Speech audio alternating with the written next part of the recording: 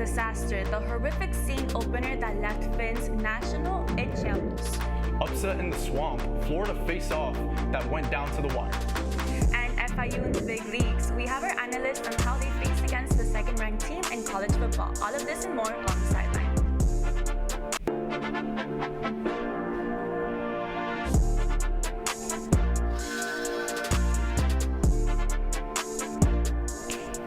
Hello, South Florida, and welcome to the Sideline, the place where you get all the highlights for your South Florida teams. I'm Alejandro Hernandez. And I'm Laura Iglesias, and the Sideline starts now. The NFL has returned, and for the Miami Dolphins, despite renewed expectations, it was a disappointing loss to start the season, with the frustration starting early in the first quarter. The Dolphins were away at Indianapolis this weekend, where they faced the Colts. The Colts dominated this game from start to finish, which was a surprising outcome given the Dolphins were slight favorites to win this game. Daniel Jones ran Shane Steichen's offense to perfection, making history as the only quarterback in the 21st century to score points every possession of the game, with 3 touchdowns and 4 field goals. The Dolphins were able to avoid being shut out late in this game in the fourth quarter as Tua Tagovailoa connected with Devon Achane for an 11-yard touchdown. The final score, 33-8 in favor of the Colts. The Dolphins will now host the Patriots this Sunday at 1 p.m. We continue with the Dolphins as fans here in Miami gathered to watch their team play. Sideline's Esteban Rodriguez was at Wynwood to capture the excitement of Fins Nation and how quickly that turned around. 245 days. That's how long Miami football fans have been waiting to see their team back on the gridiron, and the wait is finally over. We're here to show just how excited, in rain or shine, how much Fins Nation is excited to see their team.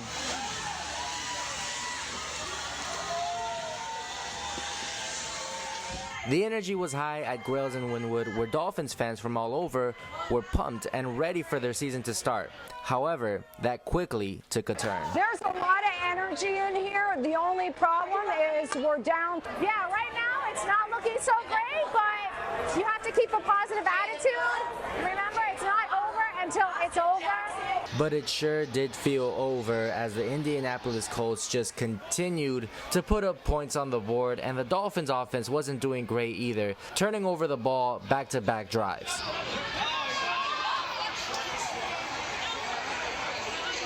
But that didn't stop the crew at Grails from trying to keep the energy up despite a tough situation. People are getting discouraged when they start to see a major score difference. So finding ways to keep the crowd engaged, make sure everyone's having fun, whether it's through giveaways or through conversation, is so important to make sure everyone has a great experience. In the football games, I like to play like good music for the people. The people's gonna be like hype for the games, and you know, it's really fun. So even though it was a rainy day in Miami in more ways than one, it's still important to remember, once a Dolphins fan, always a Dolphins fan. I've been a season ticket holder basically my entire life. I go to all the games. I'm very positive. I spread positivity and try to inspire as many people as I can.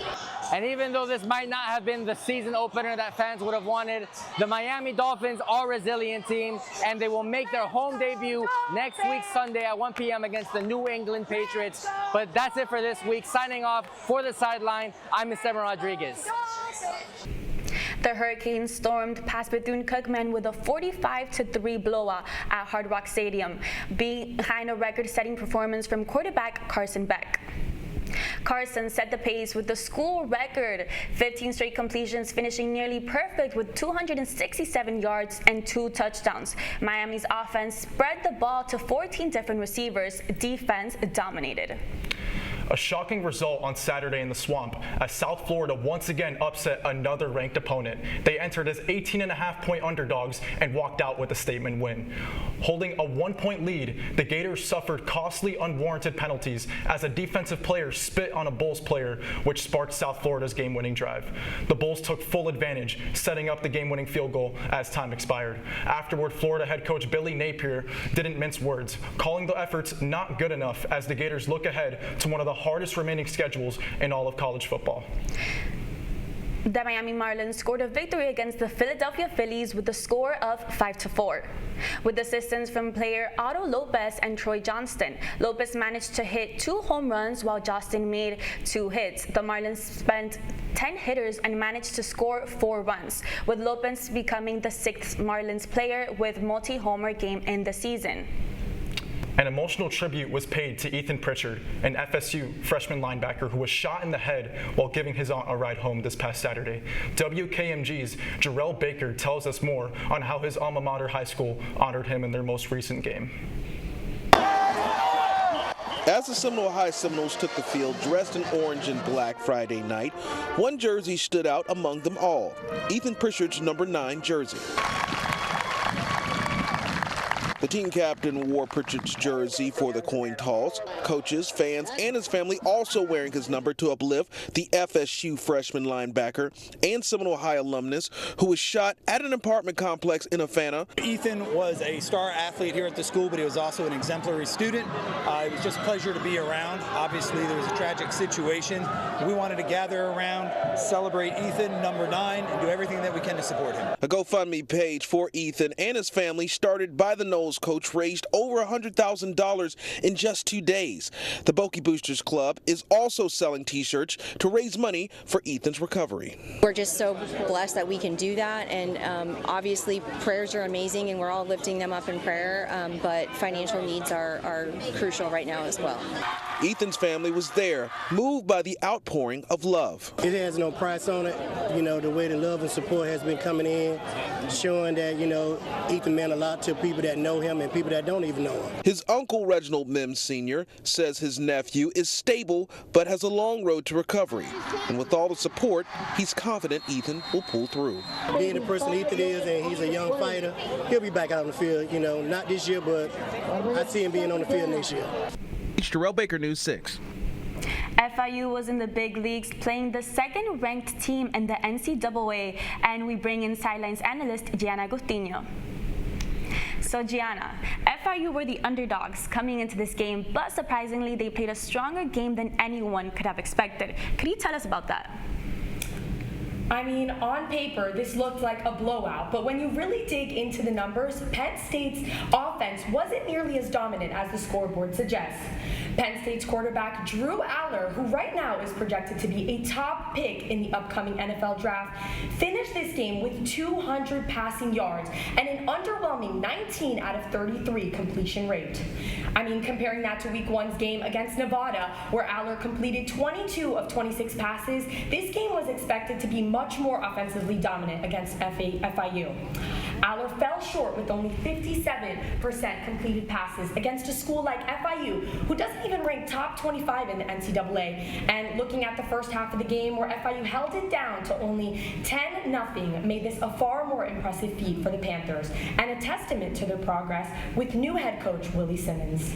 So Gianna, given FIU's strong defensive showcase in this game against Penn State, how do you think they'll fare against FAU this upcoming Saturday? I mean, looking ahead to Saturday's game, FIU actually opens as a slight favor over FAU. We're expected to see a true battle for both teams. Each team has started 1-1, and FAU comes off a dominant 56-14 win against Florida A&M, which followed a 36-7 loss at Maryland. For FIU, the Panthers played a strong game against Bethune-Cookman to start the season and really competed on the road at number 2 Penn State. I mean, this is an opportunity for the Panthers to make a statement against an in-state rival on their home turf after dropping the last 7 matches versus the Owls by an average margin of 30 points. So the Panthers are due, and this may be the game where they finally showcase their capabilities. Well, thank you so much, Gianna. That was such a great time. Thank you for joining us this morning. But don't go anywhere, because here's what's next on the sideline. We'll give you our biggest W's and L's and our game picks for the week. Sideline will take a timeout and we'll return right after the break.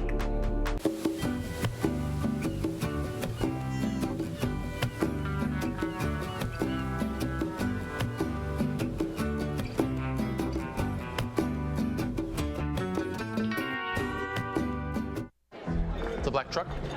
Hey, Christina from accounting. Yeah, hi. Hey, I used to date a girl named Christina. Oh, really? Yeah, and then she dumped me for my best friend.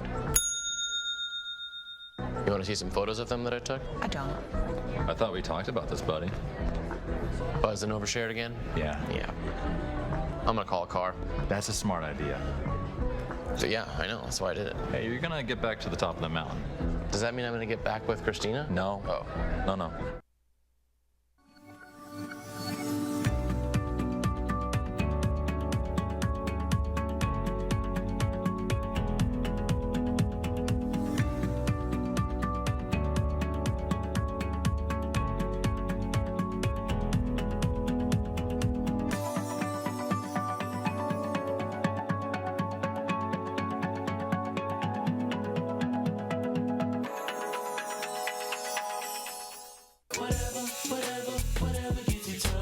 There are a lot of ways to reach out to a friend about their mental health.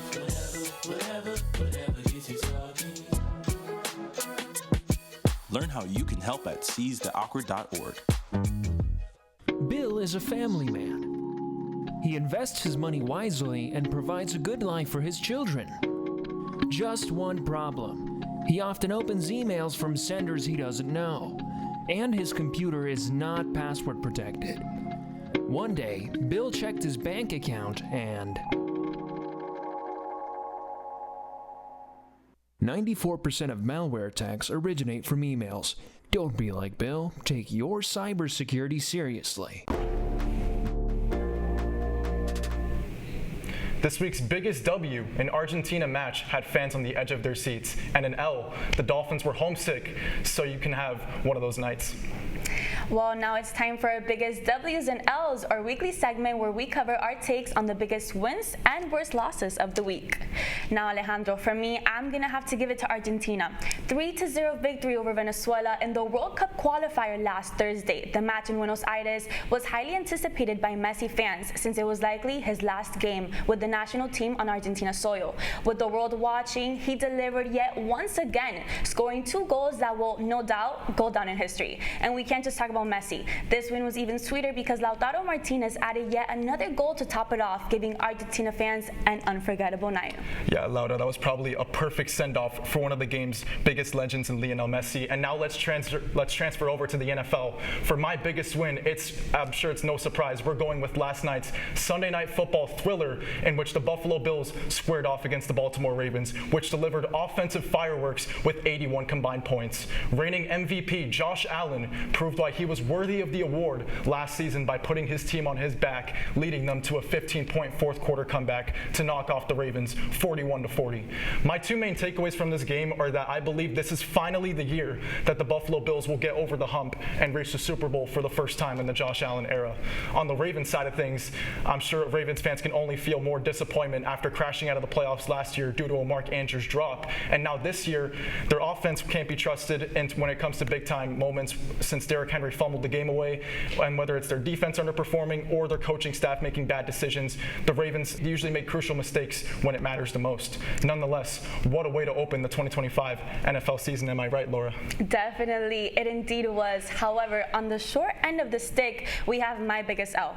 Listen, we have to talk about it again because it was such a rough game. The Dolphins opened up the season on the road in Indianapolis and got off on the wrong foot. Come on, 33-8, that's a tough pill to swallow, especially for fans who were excited to see how training camp would translate into the season. It was definitely a hard watch for Miami. Tyreek Hill looked visibly upset on the sideline, and who can blame him? Not a great start, but hey, at least it can't get any worse than yesterday's game from here on. Yeah, so for the Dolphins, it was probably the worst it's going to get for them this season. Tua looked awful with 3 turnovers, but now they come back home in week 2 to host the New England Patriots. Hopefully that's a bounce-back game for them. And for my biggest L, I'm staying in the NFL. I have to go with my favorite team, the New York Giants. It's been a rough week for both Giants and Dolphins fans, clearly, as they just could not get any offense going in this game. It was a very disappointing open to the season against the Washington Commanders, which saw their offense only put up 6 points on the scoreboard. It seems as though every season, no matter who is under center for the Giants, their biggest problem remains, which is the poor play of their offensive line. And to put the icing on the cake, former Giants quarterback Daniel Jones, who was scapegoated as the main reason for the team's struggles, thrived in his Colts debut, racking up 200 298 total yards and 3 touchdowns to 0 turnovers. His performance now raises the question as to whether or not Jones was truly the problem in New York or if the organization set him up for failure. I guess we'll have to wait and see as the season progresses. It's time for this week's game picks. We have Sabrina Lozano in the control room to give us her insight on what's to come this week. Good morning, I'm Sabrina Lozano, and it's time for this week's game picks. Let's start off in the NFL. The Miami Dolphins take on the New England Patriots this Sunday. Both teams are looking to bounce back after opening week losses, the Miami falling to the Colts and New England dropping one at home to the Raiders. The Dolphins have had the Patriots' numbers lately, winning 8 of the last 9, including a 34-15 victory in the most recent meeting. Now, the Patriots do have Mike Vrabel now, and he's known for getting the most out of his teams as underdogs. But I think Miami's overall firepower gives them the edge, and I'm taking the Dolphins to get back on track this week. Now, switching over to college football, the University of Miami has a huge game against the University of South Florida. For the first time ever, both teams are ranked heading into the matchup. USF has been impressively beating Boise State and climbing into the rankings at number 18. Miami, though, is also 2 for 2 with that win over Notre Dame and a blowout over Bethune-Cookman. With the Hurricanes playing at the Hard Rock, showing more balance on both offense and defense, I think they'll protect home turf and get the job done. My pick is Miami over USF.